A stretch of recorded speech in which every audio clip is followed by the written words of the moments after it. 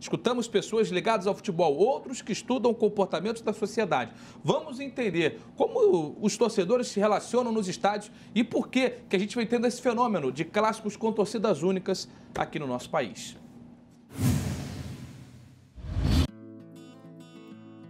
Clubes endividados, calendário longo e perda de jogadores para mercados periféricos.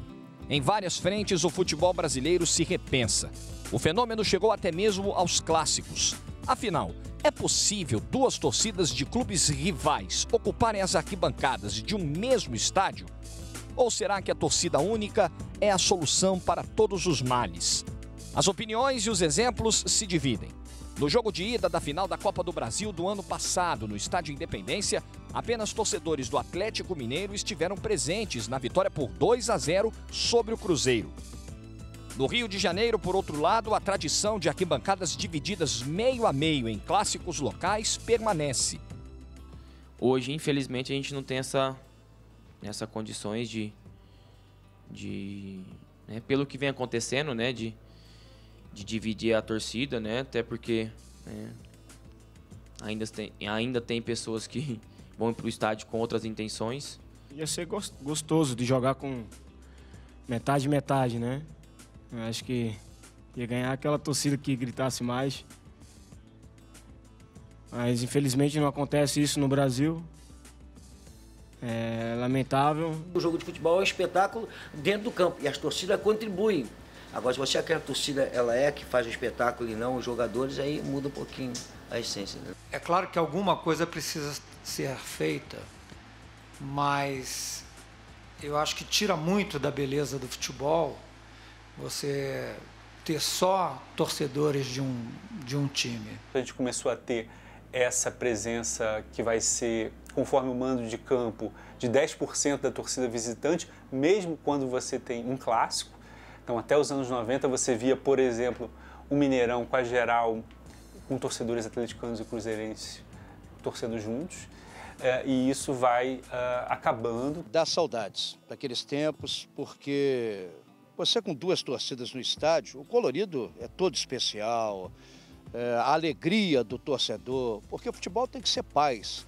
A gente vê hoje um jogo de uma só torcida, o esvaziamento que existe. Eu sou totalmente contrário, sinto saudades daqueles tempos, acho que isso motiva mais ainda os dois times, faz crescer ainda mais o espetáculo e a beleza do futebol. O aumento da violência tem influência direta no debate.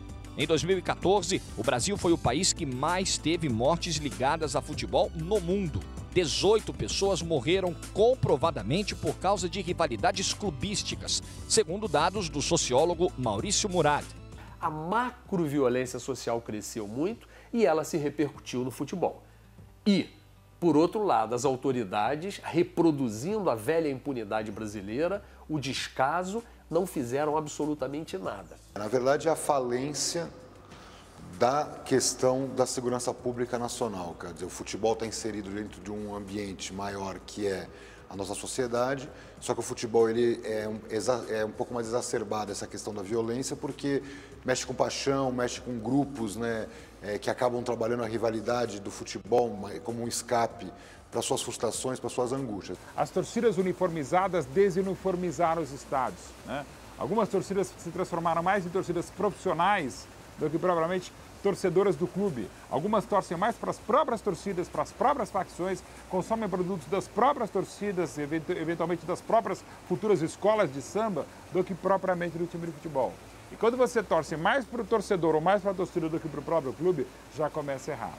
A dinâmica dos torcedores organizados a partir dos anos 80 é que vai progressivamente segmentar e dividir como territórios esses espaços.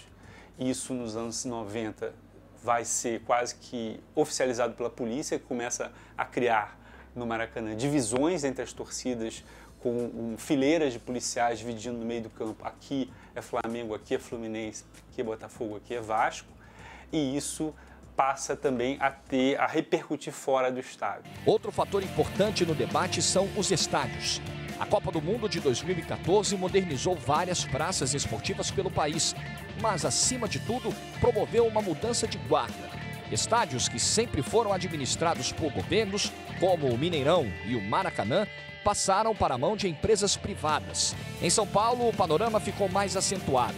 Os 4 grandes times têm a própria casa. Nunca os mandantes foram tão mandantes e os visitantes tão visitantes. Hoje você tem uma tendência internacional que é de privatização do espaço público. E o próprio futebol fica à mercê disso também, e com isso você tem essa retração. A ideia de que não mais interessa um torcedor, mas agora o que interessa ter dentro do estádio são consumidores. Toda essa ideia do padrão FIFA, de um modelo, ele veio de forma muito unilateral, quer seja do Estado sobre a sociedade, quer seja da FIFA como agência privada transnacional sobre o governo brasileiro. Você trouxe a infraestrutura, mas você não trouxe a cultura. A discussão está na mesa e vai durar muito mais do que 90 minutos. No livro Futebol ao Sol e à Sombra, o escritor uruguaio Eduardo Galeano afirmou que jogar sem torcida é como dançar sem música. Agora, o futebol brasileiro vive um momento decisivo para escolher a trilha sonora dos estádios.